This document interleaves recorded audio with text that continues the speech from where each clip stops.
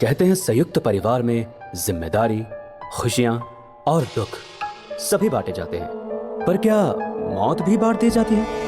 संयुक्त परिवार में सदस्यों के बीच गहरा बंधन होता है, पर यही गहरा बंधन एक दिन ऐसी राह पर ले जाता है जहां प्यार के बदले मौत का खेल शुरू हो जाता है। 23 अगस्त 2001 की रात लिटनी में रेलू रामपुनिया के फार्म हाउस में बर्थडे पार्टी का आयोजन किया गया था, पर इस बर्थडे पार्टी का अंजाम क्या होने वाला था वो कोई नहीं जानता था।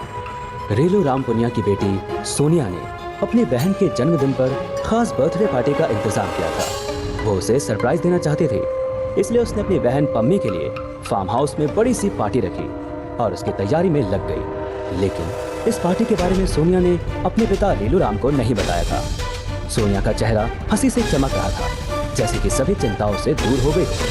हर तरफ की सजावट और लाइट से फार्म हाउस जगमगा उठा था। फार्म हाउस को सजते थे रेलू रामपुनिया, जिसकी उम्र लगभग 50 साल की थी। उनकी दूसरी पत्नी कृष्णा ने सोनिया से सवाल किया, किसी की शादी है क्या? इतनी सजावट क्यों करवा रखी है सोनिया? सोनिया ने मुस्कुराते हुए जवाब दिया, शादी नहीं है माँ, बर्थडे पार्टी रखी है मैंने अपनी बहन के लिए। सोनिया को अपनी माँ की मदद मिली। वो एक साथ काम करके पम्मी के लिए एक बड़ी सी पार्टी की तैयारी में लग गई। वो चाहती थी कि ये सबसे बड़ा सरप्राइज हो, बिना किसी के जाने। पम्मी स्कूल के हॉस्टल में रहती थी, इसलिए सोनिया हॉस्टल गई और उसे फार्म हाउस ले आई। सोनिया ने सभी डिटेल्स पर ध्यान दिया। उसने पम्मी के पसंदीदा खाने पीने के आइटम खरीदे और फार्म हाउस को खूबसूरती से सजाया। उसने ये सुनिश्चित किया कि हर कोना खुशबू, सजावट और उत्साह से भरा हो। पार्टी की रात आई और फार्म हाउस के माहौल में खुशबू फैल गई। सोनिया के चेहरे पर मुस्कान थी और वो हर किसी के आने का इंतजार कर रही थी। उसने अपने दिल में गहरा विश्वास किया कि ये पार्टी पम्मी को बहुत अच्छी लगेगी। रात को खूब आतिशबाजी की जा रही थी, सब बहुत खुश थे और पम्मी अपने सेलिब्रेशन से बहुत ही खुश नजर आ रही थी। वो सोनिया को थैंक्स करना चाहती थी, लेकिन उसे नहीं पता था कि आज उसका आखिरी दिन था। आतिशबाजी के बाद देर रात तक खूब गाना बजाना हुआ।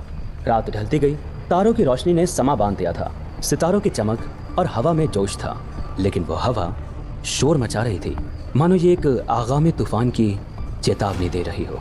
जब सोनिया ने देखा कि सब थक गए हैं, तो सोनिया ने सबको खाना खाने के लिए बुलाया। देर रात खाने के बाद सोनिया की फरमाइश पर खीर बनवाई गई, जो उसने पम्मी के लिए बनवाई थी। खीर तैयार हो गई और सभी ने खाना खाना शुरू किया, लेकिन उन्हें पता नहीं था कि सोनिया ने खीर में अफीम मिलाई थी। जब खीर बनकर आई तो सोनिया ने अपने हाथों से पम्मी को खीर खिलाई और उसे जन्मदिन की बधाइयाँ दी। धीरे धीरे सभी को अफीम का असर महसूस होने लगा।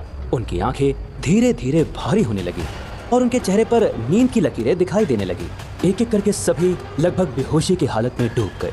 जब वो बेहोश हो गए, तब सोनिया ने अपने पति संजीव को बुलाया और उससे कहा, यही मौका है